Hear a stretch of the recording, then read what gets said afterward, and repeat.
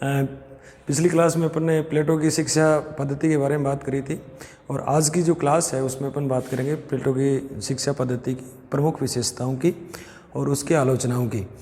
प्लेटो की जो शिक्षा पद्धति है उसकी प्रमुख विशेषताएं अपन पढ़ेंगे क्रमवार रूप से। इसमें जो पहली विशेषता है वो है राज्य का शिक्षा पर नियंत्रण, है ना, और संचालन। प्लेटो का ये मानना है कि राज्य जो है वो शिक्षा का संचालन करेगा। अगर राज्य शिक्षा का संचालन व्यक्तिगत हाथों में दे दिया जाता है तो शिक्षा राज्य का समाज का विकास नहीं करेगी, बल्कि वो व्यक्तिगत या निजी हितों की पूर्ति करेगी। अगर राज्य के द्वारा शिक्षा नियंत्रित है तो वो सामाजिक विकास करेगी। वहाँ ये कह रहा है कि जो नियंत्रण है वो भी राज्य, संचालन भी राज्य के हाथ में होना चाहिए और नियंत्रण भी राज्य के हाथ में होना चाहिए। अगर आप परिवार के हाथ में या माता पिता के हाथ में उसका नियंत्रण दे दिया कि माता पिता अपनी मर्जी से बच्चों को पढ़ाएं तो भी वो सही नहीं है। उसका नियंत्रण और संचालन दोनों ही किसके हाथ में होना चाहिए? राज्य के हाथ में होना चाहिए। दूसरा, प्लेटो का मानना है कि व्यक्ति का सर्वांगीण विकास, यानी कि जो प्लेटो की शिक्षा पद्धति है उसकी व्यक्ति का सर्वांगीण विकास। प्लेटो यहाँ पर अपनी शिक्षा पद्धति के द्वारा ये बताता है कि शिक्षा में व्यक्ति के शारीरिक, मानसिक और आत्मिक सभी गुणों का विकास किया जाएगा। शारीरिक विकास के लिए व्यायाम की बात करता है, मानसिक विकास के लिए संगीत की बात करता है और आत्मिक विकास के लिए तार्किकता या दर्शन शास्त्र में वो कहता है कि आत्मज्ञान उसके द्वारा होगा। तो इस प्रकार जो शिक्षा पद्धति है उसको सर्वांगीण विकास की बात करती है। नंबर 3 की जो विशेषता है वो ये है स्त्री और पुरुषों को समानता। प्लेटो अपनी शिक्षा पद्धति में स्त्रियों को और पुरुषों को समान महत्व देता है। वो स्त्रियों की योग्यता और क्षमता में किसी प्रकार का अविश्वास प्रकट नहीं करता। वो कह रहा है कि स्त्रियों को और पुरुषों को बराबर शिक्षा दी जानी चाहिए और महिलाओं को भी राजपद में उसी प्रकार से अधिकार प्राप्त हैं जिस प्रकार से पुरुषों को प्राप्त हैं। ये तीसरी विशेषता होगी कि वो इक्वलिटी की बात करता है, पुरुष और महिलाओं में किसी प्रकार का भेद नहीं करता। नंबर 4 यहाँ पे है कि शिक्षा का नंबर 4 शिक्षा का 2 स्तर। यहाँ पे प्लेटो की जो शिक्षा पद्धति है उसके 2 स्तर हैं, एक प्राथमिक स्तर है और एक द्वितीय स्तर है। प्राथमिक स्तर जो 6 वर्ष से लेकर के 20 वर्ष तक की आयु वर्ग के बच्चों को शामिल करता है और जो द्वितीय सत्र है उसके अंदर 20 से 35 वर्ष ये सैद्धांतिक शिक्षा दी जाएगी और उसके बाद में 35 से 50 तक व्यवहारिक शिक्षा की बात करता है। जो 50 वर्ष की जो शिक्षा पूर्ण कर लेगा उसके बाद में वो दार्शनिक राजा बनेगा। नंबर 5 की जो विशेषता है वो ये कह रहा है कि मन और शरीर का विकास। यहाँ पे प्लेटो की जो 5वीं विशेषता है शरीर का विकास। मन और शरीर का विकास किसके माध्यम से? मन का विकास किसके माध्यम से करता है? वो मन का संगीत के माध्यम से विकास करता है, जिसमें वो कला, साहित्य और अपने चित्रकला, साहित्य, कविताएं, इनके माध्यम से वो मन का विकास करना चाहता है। और शरीर का विकास वो व्यायाम के माध्यम से करता है। तो अपनी जो शिक्षा पद्धति है उसमें वो भौतिक और आध्यात्मिक दोनों को शामिल करता है। नंबर 6 की जो विशेषता है दार्शनिक राजाओं की तैयारी। जो प्लेटो की जो 6ठी विशेषता है दार्शनिक राजाओं की तैयारी। प्लेटो अपनी शिक्षा पद्धति में दार्शनिक राजाओं की तैयारी कर रहा है। वो प्लेटो ये मानता है कि राज्य का जो सबसे प्रमुख व्यक्ति का सबसे प्रमुख गुण क्या है? विवेक है। और विवेक जो है उसका प्रतिनिधित्व कौन करता है?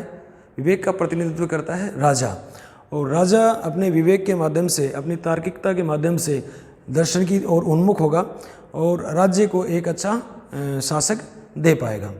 उसके बाद वो करता है अपने जो उसकी 7वीं विशेषता है प्लेटो के शिक्षा पद्धति की वो है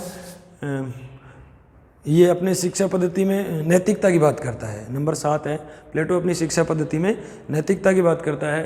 वो किसी प्रकार के ऐसे साहित्य को स्वीकृति प्रदान नहीं करता जो अनैतिकता का पालन करता है। और उसके बाद में इसका जो आलोचनाओं के बारे में बात करते हैं अपन, ये 6 या 7 इसकी प्रमुख विशेषताएं मोटी मोटी जो इसकी शिक्षा पद्धति में अपने को दिखाई देती है। इसकी जो पहली आलोचना है, आलोचनाओं के बारे में अपन बात करेंगे। प्लेटो की जो शिक्षा पद्धति की आलोचनाओं के द्वारा आलोचनाएं की गई, उन आलोचनाओं में सबसे पहली जो आलोचना है वो ये है कि शिक्षा पद्धति बहुत लंबी है। प्लेटो की शिक्षा पद्धति है वो 6 वर्ष से लेकर के और 50 वर्ष तक चलती है। तो एक ये आलोचना, प्रमुख आलोचना इसमें मानी गई, प्लेटो की जो शिक्षा पद्धति है वो बहुत लंबी है, अतः इतनी लंबी शिक्षा कोई भी एक सामान्य व्यक्ति प्राप्त नहीं कर सकता।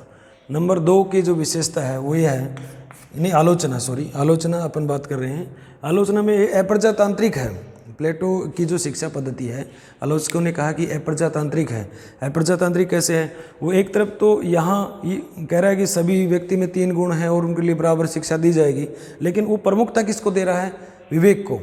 और जो शिक्षा पद्धति है उसमें हर स्टेज पे वो एजुकेशन में जो एग्ज़ाम लेने की बात करता है, उस शिक्षा पद्धति में जो मतलब अप्रजातांत्रिक मतलब जो उत्पादक वर्ग है उसको तो वो शिक्षा से वंचित कर देता है, और जो शासक वर्ग है उसको वो क्या देता है? प्राथमिकता देता है। यहाँ पे शिक्षा में एक प्रकार से अप्रजातांत्रिक होगी कि विरोध, वो एक प्रकार से किसी वर्ग को तो प्रमुखता दे रहा है और किसी वर्ग को शिक्षा से वंचित कर रहा है। उत्पादक वर्ग को शिक्षा से वंचित कर रहा है और जो शासक वर्ग है और संरक्षक वर्ग है उसको वो प्रमुखता दे रहा है। साहित्य की उपेक्षा, नंबर 3 की जो आलोचक उन्होंने जो आलोचना करी वो कह रहा है कि प्लेटो जो है वो साहित्य की उपेक्षा कर रहा है, यानी उसके जो विशेषताओं में अपन ने पढ़ा कि भी वो साहित्य का समर्थन कर रहा है, मन का विकास साहित्य के द्वारा कर रहा है, लेकिन आलोचकों ने यहाँ कहा कि साहित्य को उतनी प्रमुखता नहीं दे रहा है जितनी प्रमुखता साहित्य को मिलनी चाहिए। यहाँ पे वो कह रहा है किसको प्रमुखता दे रहा है? तो ये कह रहा है कि यहाँ पे विज्ञान को प्रमुखता दे रहा है वो, यानी वो कह रहा है कि विज्ञान प्रमुख है